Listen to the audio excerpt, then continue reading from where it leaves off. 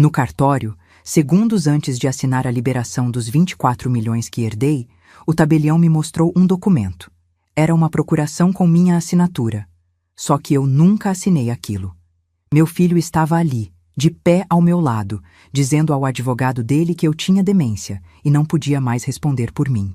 Olhei nos olhos dele e saí do cartório em silêncio. 3 horas depois, meu advogado enviou um envelope lacrado para a casa do meu filho. Quando ele abriu e leu a primeira linha do meu testamento, o papel escorregou das mãos dele. Eu me chamo Marlene Uchoa. Tenho 67 anos. E se você me visse na fila do mercado com minha sacola de compras, meu casaco bege e meu cabelo branco bem penteado, não apostaria nem R$ 50 que eu teria o que tenho. Isso sempre foi proposital. Meu marido Antônio passou 30 anos me ensinando uma coisa. Dinheiro que aparece na conversa atrai um tipo de atenção que destrói família. Então, eu morava no meu apartamento de 2 quartos no Tatuapé, dirigia meu carro de 2019, pagava minhas contas no débito automático e deixava a vida seguir no ritmo que eu escolhi para mim. Quando Antônio morreu, há 4 anos, com um aneurisma cerebral durante uma madrugada de outubro, sem despedida, sem tempo de dizer uma palavra, eu adormeci ao lado dele e acordei viúva. Eu chorei por muito tempo, mas nunca precisei pedir ajuda de ninguém para me sustentar. Nunca precisei depender de filho, de cunhado, de ninguém. Eu tinha o que Antônio havia construído, e uma parte considerável disso estava no meu nome desde 2003, de uma forma que nenhum contador de fora da família conseguia enxergar facilmente. Mas vou chegar nisso. Primeiro, preciso te contar o que aconteceu naquela manhã de quinta-feira no cartório do Tatuapé, porque tudo começa ali. E quando eu te contar, você vai entender por que eu saí daquele lugar em silêncio absoluto, fui direto para o carro da minha amiga Sônia e disse 3 palavras que puseram em movimento tudo que veio depois. A herança de 24 milhões não era minha por nascimento. Ela veio de um tio de Antônio, um homem chamado Dário, que morava em Ribeirão Preto, nunca se casou, nunca teve filhos e morreu aos 81 anos de parada cardíaca num hospital do interior. Eu mal conhecia Dário pessoalmente, mas Antônio o visitava toda vez que ia ao interior fechar negócio. Homens de confiança se reconhecem e aparentemente Dário me reconheceu em Antônio. Porque quando o testamento foi aberto, eu era a herdeira testamentária direta de tudo que ele havia acumulado. Um terreno de área industrial, uma conta em fundo de investimento exclusivo e um imóvel comercial na região central de Ribeirão. O processo judicial do inventário levou quase 1 ano. Quando foi concluído, o cartório me convocou para comparecer numa quinta-feira de manhã para assinar a liberação e a transferência formal dos bens para o meu CPF. Eu convidei a Sônia para me acompanhar. Ela é minha amiga desde os anos 90, quando as duas trabalhávamos juntas numa cooperativa de crédito. Ela mora a 8 minutos do meu apartamento, conhecia o Antônio, conhece cada pedaço da minha história e tem aquele tipo de presença que acalma sem precisar falar nada. Ela ficou na sala de espera com um café enquanto eu entrei. Entrei com minha bolsa, meu RG, meu CPF e o coração tranquilo de quem não deve nada a ninguém. Gustavo estava lá. Meu filho, 41 anos, advogado tributarista, sócio de uma banca no Itaim Bibi. Terno escuro, pasta na mão, com aquele jeito de quem chegou cedo e já organizou tudo antes de você aparecer. Disse que tinha ido para me ajudar com a parte jurídica. Eu estranhei. Não falei nada. O tabelião me recebeu na sala principal, abriu a pasta com os documentos sobre a mesa, começou a organizar as folhas na ordem. E então parou. Pegou uma folha que estava separada das outras. Olhou para ela uma vez. Olhou de novo. E me entregou com os olhos fixos no meu rosto, sem dizer uma palavra. Eu peguei o papel. Era uma procuração pública, com o meu nome completo, com o meu CPF, com a minha assinatura em 2 vias. Só que eu nunca tinha ido a cartório nenhum assinar aquilo. Nunca. Em momento nenhum da minha vida. A procuração me declarava incapaz de gerir meus próprios bens e transferia todos os poderes de decisão patrimonial para Gustavo pelo prazo de 10 anos. 10 anos. E havia uma anotação à margem do documento com a letra do meu filho, destinada ao advogado da banca dele, dizendo que eu apresentava um quadro de demência progressiva diagnosticado há 18 meses e que qualquer decisão financeira precisava obrigatoriamente passar por ele a partir daquela data. Meu coração não disparou, não tremi, não gritei. Algo dentro de mim ficou completamente quieto. Eu olhei para o papel por uns 5 segundos. Depois, levantei os olhos e olhei para Gustavo. Ele não desviou o olhar. Ficou de pé ao lado da mesa, pasta na mão, com aquela expressão de quem está esperando que a situação se resolva do jeito que ele planejou. E então disse, com aquela voz de tribunal que ele usa quando quer parecer razoável: "Mãe, você tem ficado confusa. Renata e eu já conversamos com um neurologista. É melhor assim." Eu segurei o documento. Coloquei de volta na mesa com calma. Peguei minha bolsa.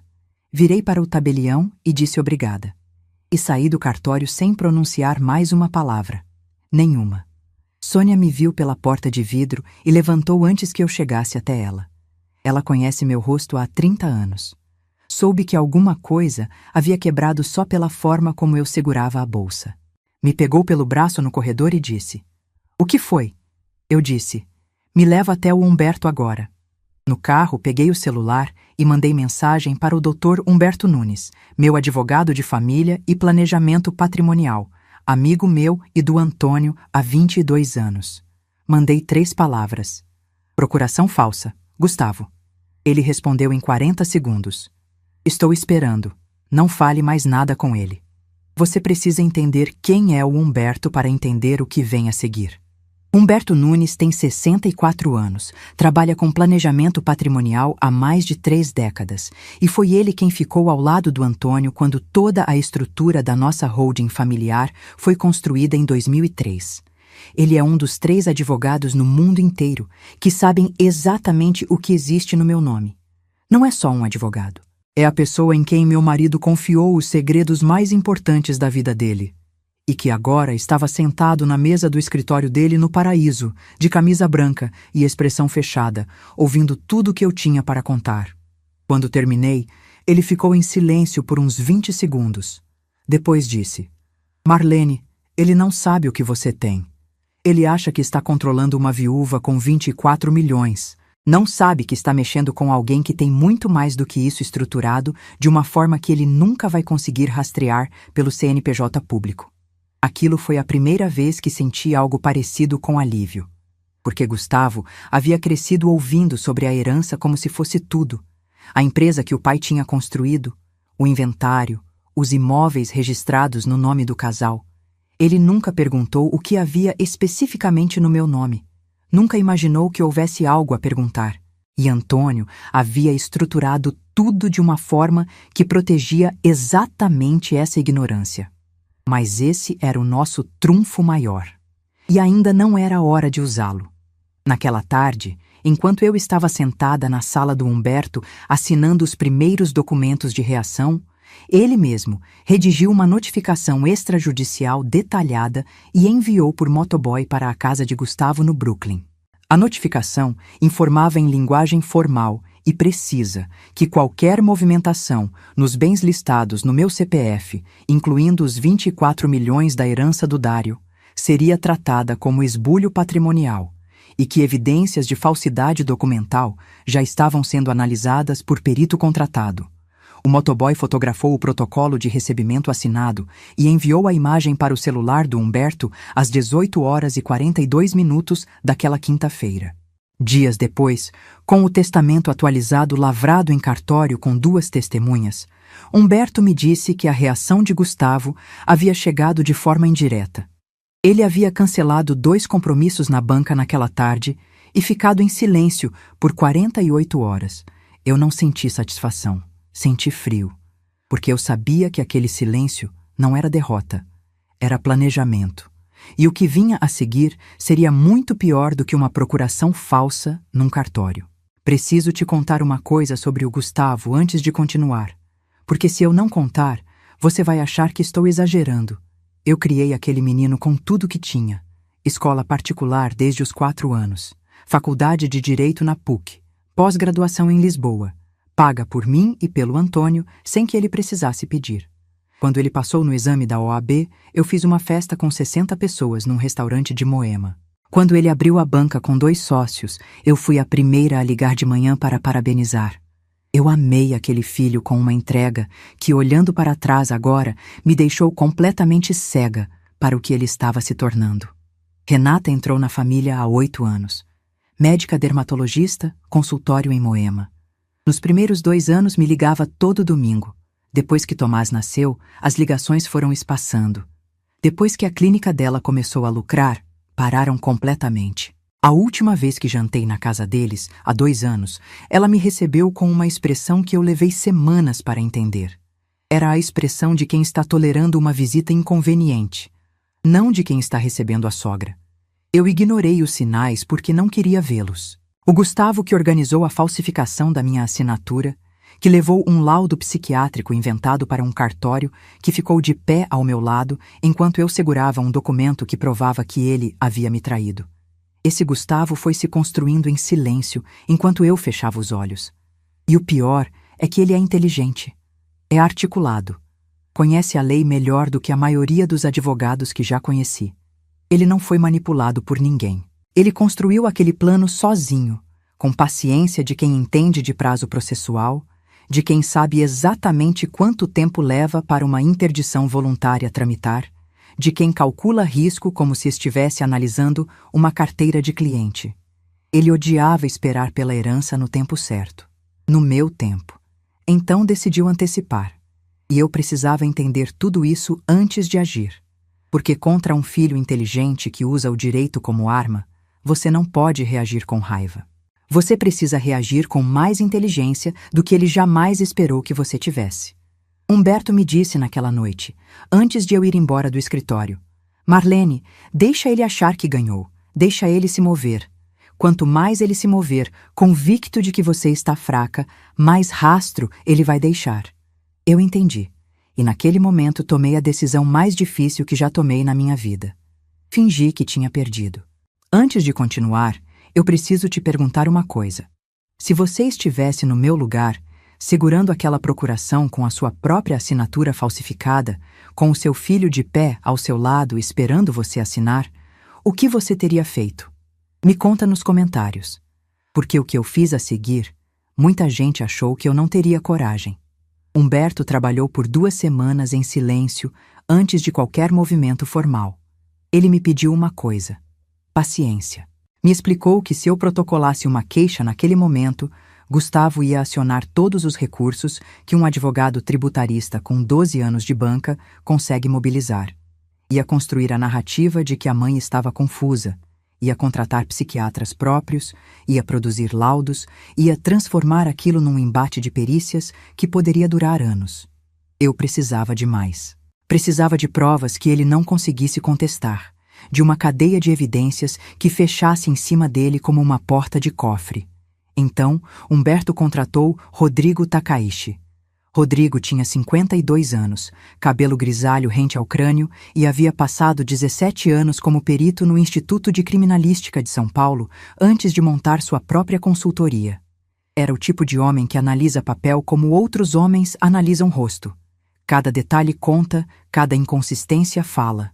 Quando Humberto me apresentou a ele na primeira reunião no escritório, Rodrigo olhou para a cópia da procuração falsa por uns 2 minutos sem dizer nada. Depois disse: a angulação está errada nos 2 pontos de curva. Quem fez isso treinou, mas não tem o seu histórico de escrita na mão. O laudo grafotécnico preliminar chegou em 5 dias. A conclusão era precisa. A assinatura havia sido tecnicamente executada para imitar meu padrão caligráfico, mas apresentava pressão de caneta inconsistente com meu traço habitual, e a angulação divergia em 2 pontos específicos que aparecem em toda a minha assinatura desde os anos 80. Não era uma falsificação amadora, mas também não era perfeita, e para a lei não precisava ser perfeita. Precisava ser detectável, e era. Isso seria suficiente para abrir inquérito. Mas Humberto me pediu mais tempo. Enquanto Takaishi trabalhava na análise grafotécnica, o Humberto me orientou a solicitar um relatório completo de consultas ao meu CPF nos últimos 12 meses. Um procedimento simples, acessível a qualquer titular, que qualquer pessoa pode fazer sem precisar de advogado. O resultado chegou numa manhã de terça-feira e me deixou sem chão. Gustavo havia feito consultas de crédito no meu CPF em 6 ocasiões distintas ao longo daquele ano. 6 vezes. Ele havia solicitado cópias de matrículas de imóveis registrados no meu nome num cartório de registro em Santana. E havia tido pelo menos 2 encontros documentados com um assessor financeiro que trabalhava especificamente com planejamento de herança antecipada e transferência de bens por procuração, cujo nome constava nos contatos do celular corporativo registrado na banca do meu filho. Aquilo não era impulso, era projeto. Ele havia pesquisado meu patrimônio com cuidado, mapeado o que era rastreável, consultado especialistas sobre como transferir bens por procuração antes da morte do titular. Havia tomado decisões em sequência, ao longo de meses, como um processo que ele estava tocando em paralelo com os casos dos clientes da banca. Enquanto eu estava no meu apartamento achando que tinha um filho, ele estava num escritório planejando como me esvaziar legalmente. Fico comigo porque o que vem agora vai te deixar sem palavras. Foi nessa mesma semana que recebi uma mensagem de Tomás. Meu neto tem 14 anos, filho de Gustavo e Renata. Um menino sério, de óculos, que adora astronomia e me manda foto de constelações no WhatsApp às vezes, sem motivo nenhum, só porque achou bonito. Naquela noite, ele me mandou uma mensagem sem prefácio, sem explicação. Vó, meu pai tá muito estranho. Ouvi ele brigando no telefone e falando seu nome. Tá tudo bem com a senhora? Eu fiquei parada olhando para a tela por uns 3 minutos. Respondi que estava bem, que nos víamos em breve. Guardei a mensagem no celular. Mas guardei também dentro de mim o peso de entender que aquele menino de 14 anos estava percebendo, dentro da própria casa, que algo estava podre. E a única pessoa em quem ele pensou em avisar fui eu. Amélia me ligou 2 dias depois. Amélia tem 71 anos. É irmã do irmão mais novo do Antônio. Mora em São José do Rio Preto. Ela sentou à mesa com o Antônio e os advogados em 2003, durante os meses em que a holding foi estruturada. Ela sabe o que existe, sabe como foi registrado, sabe o que aquele número de participante protege. Ela me ligou para me contar que Gustavo havia telefonado para ela perguntando se ela sabia de algum patrimônio que o pai tinha deixado fora do inventário. Ela disse que não sabia de nada, mas ela sabia. E me ligou para me avisar que ele estava procurando. Chamei Humberto imediatamente. Ele ficou quieto por um momento e depois disse: então ele está começando a perceber que tem algo que ele não vê, mas ainda não sabe o que é. Isso é bom. Isso significa que ainda temos o elemento surpresa. E então chegou o momento de usar o isco. Liguei para Gustavo num sábado de manhã com a voz mais tranquila que consegui produzir. Disse que havia pensado bastante desde aquele dia no cartório. Disse que estava me sentindo cansada, que talvez ele tivesse razão sobre a questão da procuração, que talvez eu precisasse de apoio para lidar com tudo aquilo. Fiz uma pausa. Ele ficou em silêncio por uns 3 segundos. Eu contei. E então disse, com um alívio que ele tentou disfarçar, mas não conseguiu completamente: mãe, você tomou a decisão certa. Renata mandou mensagem à tarde. Se você quiser, podemos marcar um almoço na próxima semana para conversar sobre os próximos passos. Eu respondi com um emoji de coração. Humberto leu a conversa e disse: perfeito. Agora, eles vão se mover. E se moveram. Mas o que eu ainda não sabia era que, enquanto eu fingia recuar, Humberto e Takaishi estavam fechando o cerco por dentro. E o que eles encontraram nos registros do cartório do Cambuci foi a peça que transformou tudo. Porque não era só uma falsificação, era uma cadeia. E quando uma cadeia aparece, ela tem começo, meio e nome. O tabelião substituto que havia lavrado a procuração falsa tinha sido indicado para aquela vaga por um advogado da banca de Gustavo. Não era coincidência. Não era acidente. A indicação estava documentada nos registros internos do cartório, num formulário de referência profissional que qualquer auditor com acesso ao sistema conseguia localizar. Takaishi localizou. E quando levou para Humberto, os dois ficaram olhando um para o outro em silêncio por um tempo que Humberto depois me descreveu como os 2 minutos mais pesados de toda a investigação. Porque ali Não era mais um filho que havia falsificado a assinatura da mãe por ganância. Era um advogado que havia usado a estrutura do próprio escritório, o relacionamento profissional com um cartório e um tabelião substituto sem experiência suficiente para questionar a situação, para montar uma operação de falsificação documental com aparência de legalidade. O delegado Cláudio Meireles, responsável pela investigação de falsificação documental, recebeu o inquérito já instruído com esse material numa manhã de segunda-feira. Humberto me contou depois que Meireles leu tudo sem interromper, fechou a pasta e disse: "A cadeia está completa. Vou intimar o tabelião esta semana." O tabelião foi afastado preventivamente antes da audiência, mas eu ainda precisava de uma peça final, a peça que fechava tudo. E ela estava numa mala em São José do Rio Preto. Amélia chegou de ônibus numa manhã de quarta-feira, com uma mala pequena e um envelope dentro da bolsa que ela não soltou em momento nenhum da viagem. Ela entrou no meu apartamento, sentou na mesa da cozinha e colocou o envelope na minha frente sem cerimônia. Dentro havia cópias do contrato social original da holding, datado de 2003. O documento que mostrava que eu detinha 41% das cotas ordinárias daquela empresa, cotas registradas sob um número de participante, sem o meu nome completo exposto em nenhuma linha pública. Era o mecanismo que Antônio havia construído especificamente para essa situação. Meu patrimônio era real, documentado, auditável por quem soubesse procurar, mas completamente invisível para quem não conhecesse o número de registro correto. Gustavo passou a vida inteira contando com a herança, calculando o que o pai havia deixado, mapeando imóveis, consultando contas, pesquisando o CPF da mãe atrás de qualquer ativo que não constava no inventário do pai. E nunca, em momento nenhum, imaginou que o maior ativo não estava no inventário do pai. Estava em mim. Estava registrado sob um número que ele nunca havia associado ao meu nome. Estava gerando dividendos mensais de uma empresa de distribuição de insumos agrícolas no interior de São Paulo, silenciosamente, há mais de 20 anos. Quando Humberto viu os documentos da Amélia, ele sorriu. Foi a única vez que eu o vi sorrir em todo aquele processo. E disse: "Marlene, ele não está tentando roubar uma herança de 24 milhões. Está tentando roubar a herança de uma viúva que ele acredita ser dona de 24 milhões. Ele não tem ideia do que está mexendo." Agora estava na hora de mostrar a ele. Marquei o almoço com Gustavo e Renata para uma sexta-feira, num restaurante no Itaim que eles escolheram.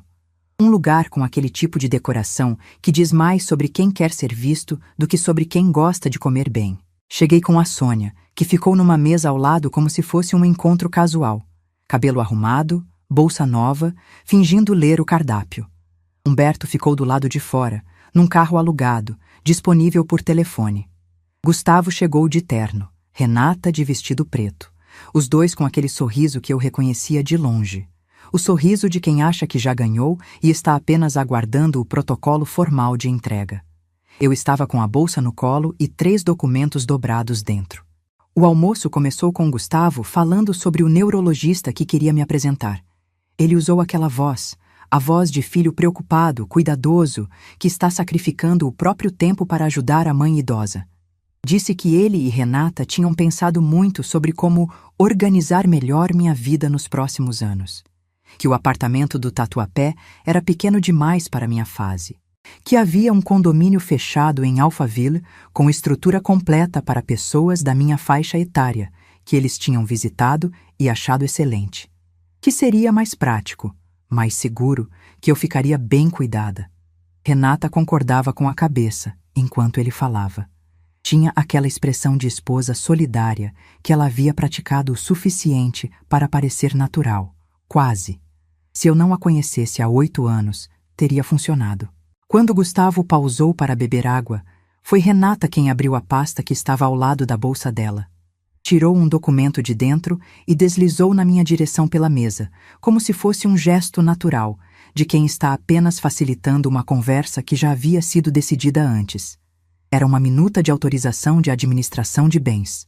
Formatação limpa, linguagem técnica, 2 campos para assinatura no final. Eu olhei para o papel. Depois olhei para ela. Ela sustentou meu olhar por 2 segundos. Depois desviou.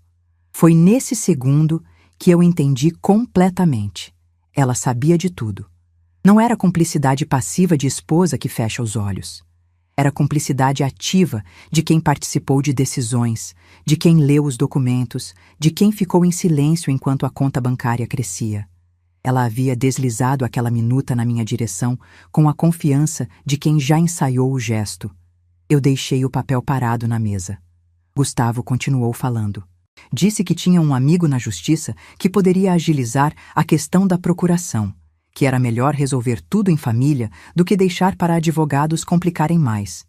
Disse que eu merecia descanso, que eles só queriam me ajudar. Eu ouvi tudo. Quando o garçom recolheu os pratos do prato principal, eu abri minha bolsa. Tirei o primeiro documento, o laudo grafotécnico completo de Rodrigo Takaishi, com as conclusões sublinhadas a lápis por Humberto nas margens. Pressão inconsistente, angulação divergente, assinatura tecnicamente executada para imitação sem atingir o padrão. Coloquei na mesa. Tirei o segundo.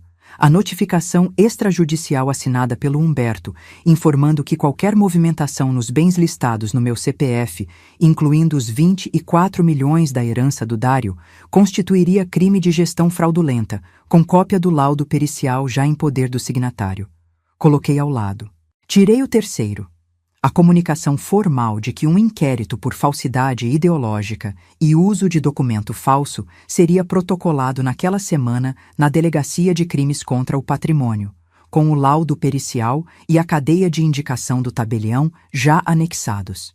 Coloquei os 3 documentos lado a lado na mesa, com calma, com cuidado, sem pressa. O garçom passou com uma cestinha de pão. Eu agradeci com um sorriso. Gustavo pegou o primeiro papel. Leu a primeira linha. A mandíbula dele travou. Não foi um movimento dramático. Não foi um colapso. Foi algo muito mais revelador do que isso. Foi o rosto de um homem inteligente que acaba de perceber que o terreno sob ele não é o que ele acreditava ser. A expressão de quem planejou com cuidado durante meses e acaba de descobrir que havia uma variável que ele não havia considerado. Ele colocou o papel na mesa. Pegou o segundo. Leu devagar dessa vez, linha por linha.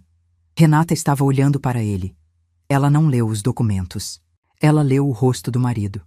E o rosto dele estava dizendo o suficiente. Eu disse, com voz baixa o suficiente para que a mesa ao lado não ouvisse uma palavra. Eu nunca assinei aquela procuração. Você sabe disso. Agora, um juiz também vai saber. Gustavo colocou o segundo documento na mesa com cuidado. Aquele tipo de cuidado excessivo de quem está usando o movimento das mãos para ganhar tempo para pensar. Depois, levantou os olhos para mim e disse que aquilo era um mal-entendido, que eu estava sendo manipulada pelo Humberto, que ele ia provar que eu precisava de tutela, que tinha documentação suficiente para isso, que um juiz ia entender. A voz estava estável, mas a mão esquerda estava tremendo levemente sobre a toalha branca da mesa. Não muito, só o suficiente para eu ver. Renata disse. Gustavo? Com uma sílaba só. Ele não olhou para ela. Continuou olhando para mim. Eu não desviei. Disse. Gustavo, o inquérito já foi aberto. O delegado Meireles já tem a cadeia de indicação do tabelião. Já tem o laudo. Já tem os registros de consulta ao meu CPF nas 6 datas. Você pode contratar quantos advogados quiser, mas o que está no inquérito não desaparece porque você contratou alguém bom. Ele ficou em silêncio. Então disse uma coisa que me revelou tudo sobre quem ele havia se tornado. Você ia morrer com esse dinheiro parado de qualquer forma. Não foi raiva, foi convicção. Ele acreditava naquilo. Eu respirei fundo. Disse, então era esse o cálculo que você estava fazendo. Renata pegou a bolsa e foi ao banheiro. Não voltou para a mesa. Gustavo ficou sentado por mais uns 2 minutos, olhando para os documentos sem tocá-los. Depois dobrou o guardanapo, colocou sobre a mesa e se levantou. Não disse mais nada. Saiu do restaurante sem pagar a conta. Sônia, da mesa ao lado, me olhou com uma sobrancelha levemente levantada. Eu levantei um dedo. Espera. Chamei o garçom, pedi a conta. Paguei tudo, incluindo o que Gustavo havia pedido. Dei gorjeta generosa, agradeci pelo serviço e deixei os 3 documentos na mesa. Porque quando aquela noite chegasse e Gustavo estivesse no escritório dele tentando montar uma estratégia de defesa, Eu queria que ele soubesse que eu havia saído daquele restaurante sem pressa, que eu havia pago a conta, que eu havia dado gorjeta, que eu não tinha a menor urgência, porque o cerco estava fechado. E ele estava dentro. O que vem a seguir foi o momento de maior perigo de toda essa história. E preciso que você entenda, mesmo com tudo que eu tinha, mesmo com o inquérito aberto, com o laudo na mão, com o Humberto ao meu lado, eu passei noites sem dormir. Porque um filho desesperado e inteligente ainda pode causar dano. E Gustavo não estava pronto para aceitar que havia perdido. Na semana seguinte ao almoço no Itaim, recebi uma notificação judicial. O documento chegou através de um advogado que eu nunca havia visto, um homem chamado Dr. Érico Palma, com escritório nos Jardins, especialista em interdições e curatelas. A petição inicial de um processo de interdição voluntária havia sido protocolada no dia anterior, alegando que eu apresentava comprometimento cognitivo progressivo com episódios de confusão temporal e incapacidade de gestão patrimonial autônoma. Documento formal, linguagem técnica, aparência de seriedade. E vinha acompanhada de um laudo psiquiátrico. Nome de clínica, CRM do profissional, data de consulta, papel timbrado, tudo na superfície dentro dos conformes. O único problema era que eu nunca havia visto aquele psiquiatra na minha vida. Em momento nenhum. Humberto ficou em silêncio quando leu a petição. Ficou por um tempo que me pareceu longo demais. Depois colocou o documento sobre a mesa, cruzou as mãos e disse com aquela voz que ele usa quando a situação é séria: Marlene, agora ele está jogando no limite do que a lei permite. Se isso prosperar, mesmo que temporariamente, ele consegue uma liminar de bloqueio patrimonial enquanto o processo tramita. É o pior cenário possível. Eu perguntei: por quanto tempo um processo assim pode tramitar? Ele disse: meses. Em casos contestados, mais de 1 ano. Eu não dormi naquela noite. Deitei com os olhos abertos no escuro do meu quarto e pensei no Tomás. Pensei nos 24 milhões. Pensei nos 30 anos que o Antônio passou construindo aquilo em silêncio, com paciência, com cuidado. E no fato de que o filho que deveria honrar isso estava usando a lei, o instrumento que o pai pagou para ele aprender, para me tirar o controle de tudo que nos restou. O medo não era o dinheiro. Era que a história que Gustavo estava inventando sobre mim virasse verdade no papel. Que eu me tornasse, perante um juiz, uma velha sem lucidez, sem voz, sem nome próprio. Que eu passasse a existir juridicamente como alguém que precisava de um filho para pensar por ela. Sônia ficou dormindo no meu apartamento durante essa semana. Ela chegava antes de escurecer, ficava sentada na mesa da cozinha depois que eu recolhia, e de manhã já estava lá quando eu acordava, fazendo café, sem cobrar conversa, sem fazer perguntas que eu não estava pronta para responder. Isso valeu mais do que qualquer coisa. Mas Humberto não estava parado. Enquanto eu passava noites acordada, ele estava trabalhando em 3 frentes ao mesmo tempo. A primeira me encaminhou para uma avaliação neuropsicológica completa no Instituto de Neurociências da USP, com 3 especialistas diferentes que trabalharam em conjunto ao longo de 2 semanas. O laudo conjunto que produziram tinha 42 páginas. Atestava capacidade cognitiva plena, memória episódica e semântica dentro da faixa normal para minha faixa etária, ausência de qualquer indicador de demência ou comprometimento executivo. 42 páginas de 3 especialistas independentes dizendo, com terminologia técnica precisa, que eu estava completamente lúcida. O laudo foi autenticado, registrado em cartório e juntado ao processo. A segunda frente foi onde Takaishi mostrou o que vale um ex-perito do Instituto de Criminalística com 17 anos de carreira. Ele cruzou a data da suposta consulta registrada no laudo psiquiátrico que Gustavo havia apresentado com minha agenda pessoal. E encontrou algo que fechou a questão em uma linha. Naquele dia, eu estava em Campinas. Tinha nota de pedágio eletrônico com meu CPF registrada no sistema da concessionária na rodovia Anhanguera, ida e volta, com horários. Tinha nota fiscal de um almoço num restaurante na Avenida Brasil, com meu cartão de crédito, às 13h42. Fisicamente, geograficamente, materialmente impossível que eu estivesse numa clínica em São Paulo na mesma data. Takaishi foi além. Consultou o CRM do médico que havia assinado o laudo junto ao Conselho Federal de Medicina. O registro apresentava uma irregularidade de cadastro que o próprio conselho ainda não havia processado. O médico existia. O CRM existia. Mas havia um detalhe no registro de especialidade que não batia. Um detalhe pequeno o suficiente para que um leigo não percebesse, mas grande o suficiente para que um perito com experiência soubesse exatamente o que estava vendo. A terceira frente foi a que Humberto guardou para o momento certo. Ele pediu para Amélia trazer os documentos originais da holding para São Paulo. Não cópias, os originais. Ela veio de Rio Preto de carro, com o envelope no banco do passageiro, numa segunda-feira de manhã. Humberto recebeu os documentos no escritório, analisou cada página e, no final da tarde, me ligou para dizer: Marlene, chegou a hora. Eu tenho tudo o que preciso.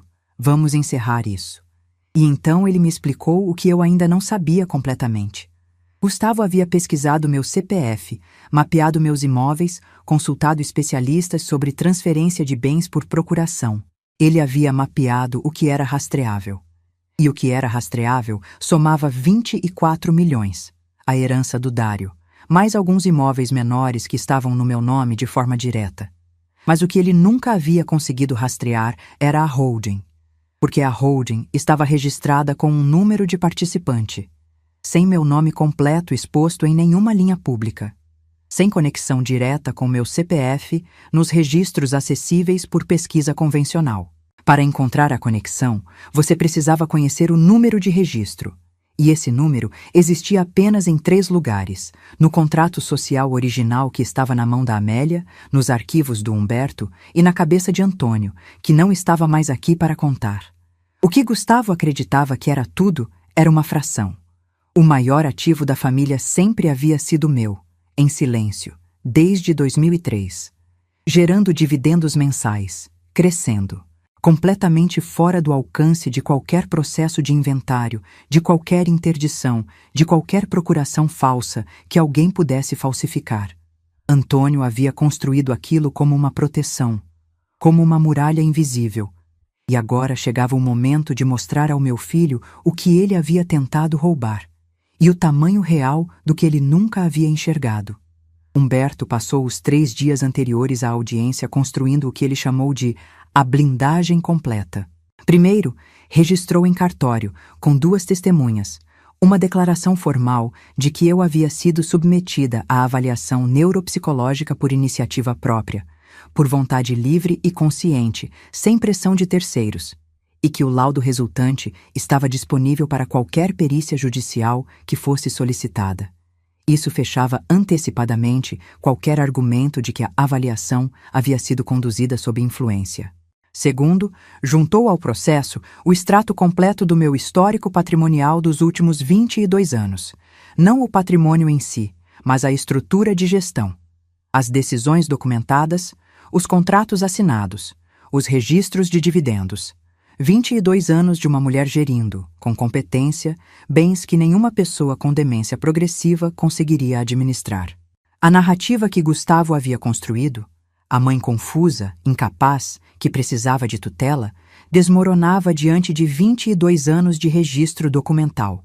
Terceiro, e mais importante, Humberto preparou um documento que descrevia a estrutura completa da holding, com minha participação, com o número de registro, com os dividendos dos últimos 12 meses, com o valor estimado das cotas. Esse documento não ia ser juntado aos autos naquele momento. Ia ser lido em audiência, em voz alta, na presença de Gustavo, para que ele soubesse, pela primeira vez, o que havia tentado atacar. Takaishi estava disponível por telefone durante toda a audiência, em caso de necessidade de esclarecimento técnico sobre o laudo. O delegado Meirelles havia confirmado ao Humberto que o tabelião do Cambuci havia prestado depoimento formal 2 dias antes, descrevendo a cadeia de indicação que o havia levado àquele cartório, incluindo o nome do advogado da banca de Gustavo que havia feito a indicação. Esse depoimento estava transcrito e disponível. Amélia havia confirmado presença na audiência como testemunha, e eu havia dormido 6 horas naquela noite. As primeiras 6 horas seguidas em semanas. A audiência preliminar do processo de interdição foi marcada para uma quinta-feira de manhã, no Fórum João Mendes, no centro de São Paulo. Cheguei com Humberto às 8h45. Camisa clara, calça preta, o cabelo preso. Nada que chamasse atenção. Nada que parecesse performance. Gustavo chegou 15 minutos depois com o Dr. Érico Palma, um homem de uns 55 anos, terno de risca de giz, postura de quem cobra caro e quer que todo mundo saiba disso. E com Renata, que estava de terno pela primeira vez que eu me lembro, cabelo preso, expressão de quem ensaiou a seriedade. O psiquiatra que havia assinado o laudo chegou sozinho, sem cumprimentar ninguém, e sentou na última cadeira da fileira do lado de fora da sala, olhando para o celular. Não fez contato visual com Gustavo. Não fez contato visual comigo. Era a postura de alguém que preferia não estar ali.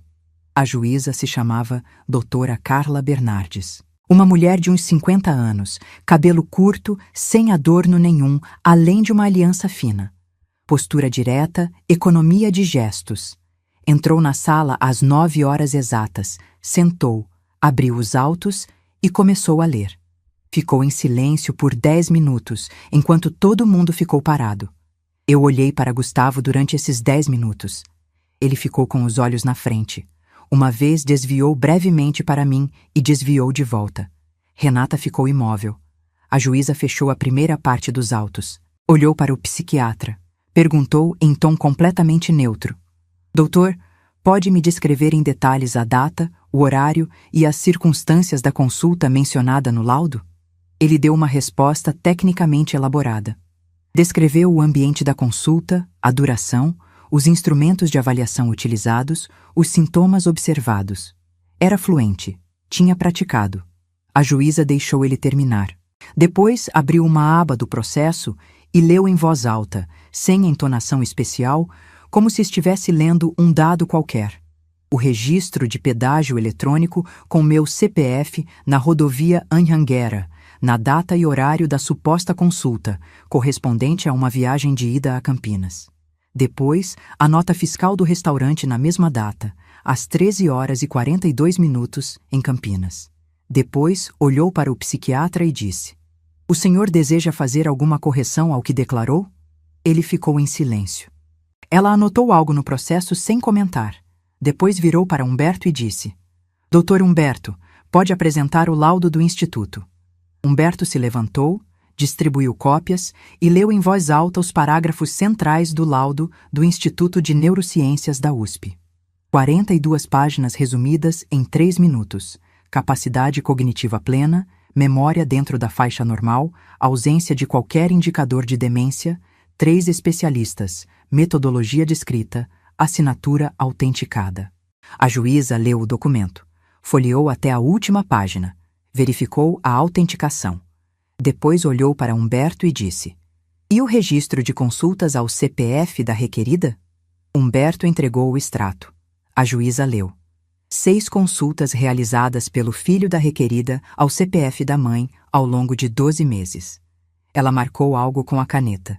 Depois, Humberto entregou a documentação do inquérito da falsificação, incluindo o depoimento transcrito do tabelião, descrevendo a cadeia de indicação do advogado da banca de Gustavo. A sala ficou completamente quieta quando a juíza começou a ler aquela parte. Gustavo olhou para o Dr. Érico Palma. O Dr. Érico Palma olhou para a frente. A juíza terminou de ler. Colocou o documento sobre a mesa. Ficou em silêncio por uns 15 segundos. Depois olhou para o doutor Érico Palma e disse: Doutor, deseja fazer alguma consideração antes que eu decida sobre a continuidade do processo? O advogado de Gustavo pediu prazo para apresentar novos documentos. Ela disse: Negado. Disse que os elementos já presentes nos autos tornavam o prosseguimento da ação manifestamente infundado e que havia indícios claros de instrumentalização do processo judicial para fins patrimoniais, o que seria comunicado à Corregedoria do Tribunal de Justiça e à OAB para análise de conduta profissional dos signatários envolvidos. O processo de interdição foi extinto naquele dia. Gustavo ficou imóvel na cadeira. Renata colocou a mão na boca. O psiquiatra que havia assinado o laudo saiu da sala antes mesmo da juíza terminar de falar. Humberto inclinou a cabeça para mim, discretamente. Eu não chorei. Não senti euforia. Senti alguma coisa que não sei nomear completamente. Uma espécie de peso saindo dos ombros que eu havia carregado por semanas, sem ter consciência de quanto pesava. Fui até o corredor. Sônia estava do lado de fora, numa cadeira de plástico, com o celular na mão e os olhos fixos na porta da sala. Quando me viu sair, levantou. Eu disse apenas: acabou. Ela me abraçou no corredor do Fórum João Mendes, sem dizer nada. Mas eu ainda tinha uma coisa a fazer. Na tarde daquele mesmo dia, Humberto marcou uma reunião com Gustavo no escritório dele. Não uma reunião de confronto, mas uma reunião que Gustavo aceitou porque precisava entender a extensão do que havia acontecido. Gustavo chegou sozinho, sem o Dr. Érico Palma, sem Renata, de camisa, sem gravata, com aquela expressão de alguém que não dormiu direito. Humberto colocou sobre a mesa o documento da holding. Gustavo olhou para o papel. Humberto disse, com aquela voz calma que ele usa quando o assunto é sério: esse é o patrimônio que você tentou acessar. Não os 24 milhões do Dário. Isso. E apontou para o número das cotas, para os dividendos dos últimos 12 meses, para o valor estimado total. Gustavo ficou olhando para o papel por um tempo. Depois levantou os olhos para mim, porque eu estava sentada ali também, do outro lado da mesa, e disse com uma voz que eu não reconheci: mãe. Eu não disse nada. Ele disse: eu não sabia. Eu disse: não, você não sabia, mas você soube o suficiente para fazer o que fez. E ele não respondeu. A queda de Gustavo não aconteceu de uma vez.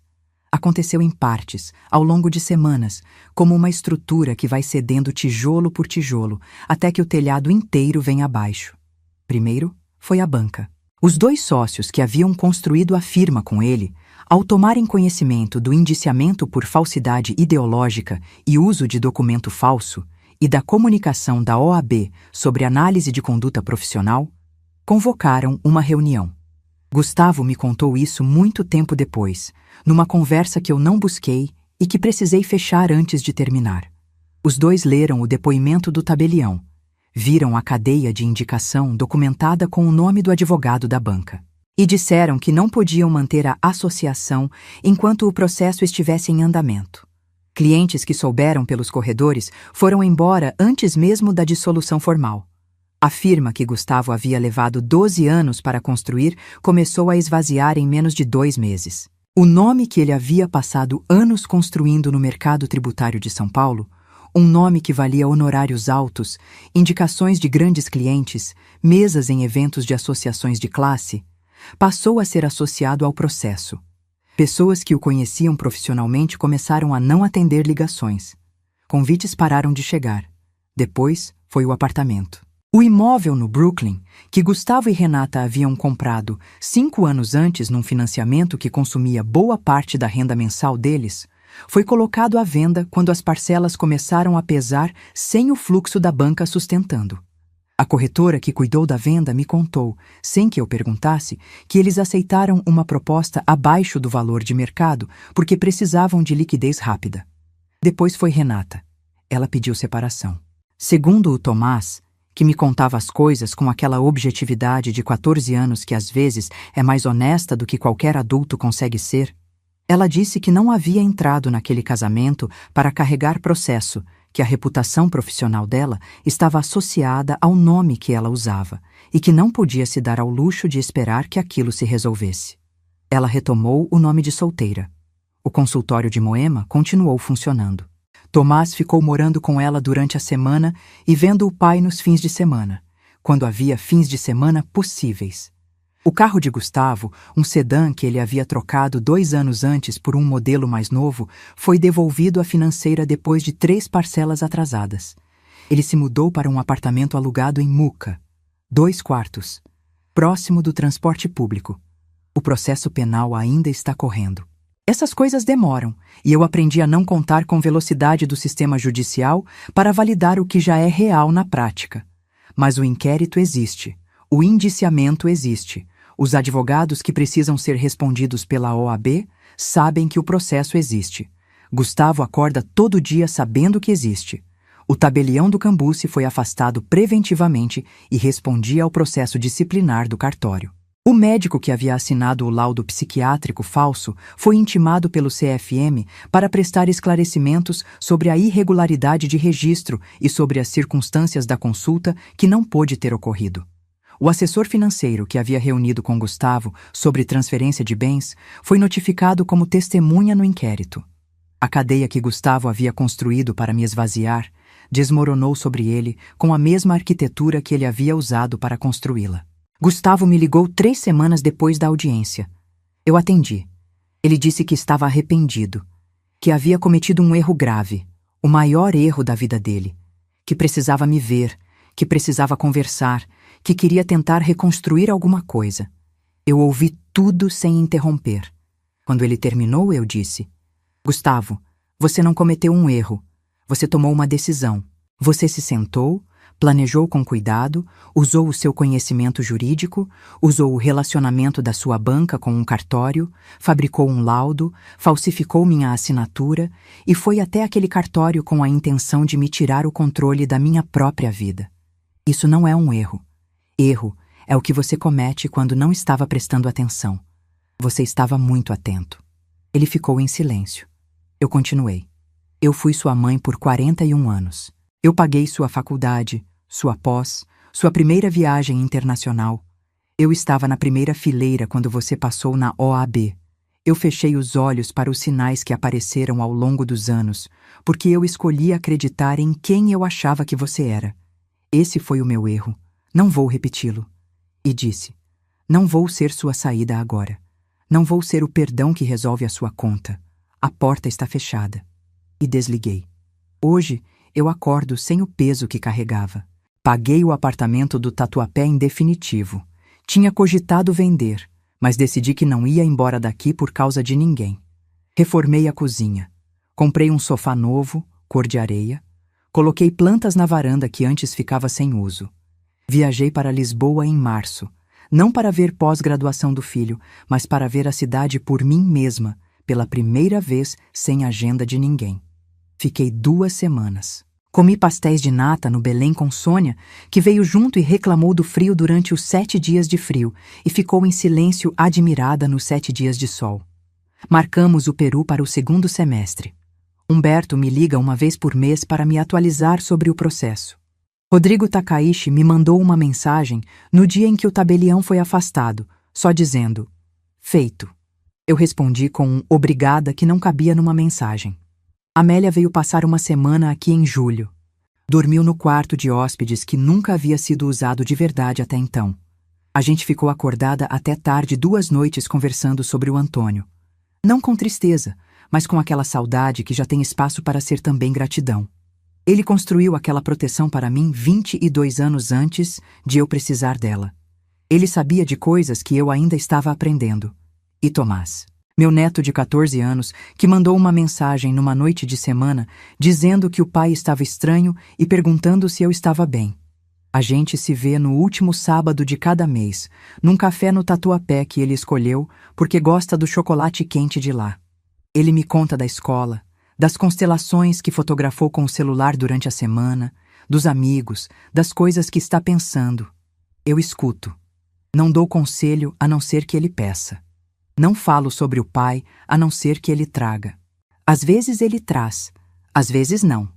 Num desses sábados, ele olhou para mim enquanto esperávamos o pedido chegar e disse: Vó, como a senhora ficou tão calma em tudo isso? Eu pensei por um momento. Disse: eu não estava calma. Eu estava com medo quase todo o tempo. Mas medo não é o mesmo que fraqueza. Medo é o que você sente quando está prestes a perder algo que importa. E quando algo que importa está em jogo, você não pode se dar ao luxo de entrar em colapso. Você precisa pensar. Ele ficou um tempo em silêncio mexendo no chocolate quente. Depois disse: faz sentido. E mudou de assunto para uma nebulosa que ele havia fotografado na semana anterior. Antônio sempre me dizia que dinheiro guardado em silêncio é proteção. Eu entendi isso tarde demais para me proteger da ingenuidade.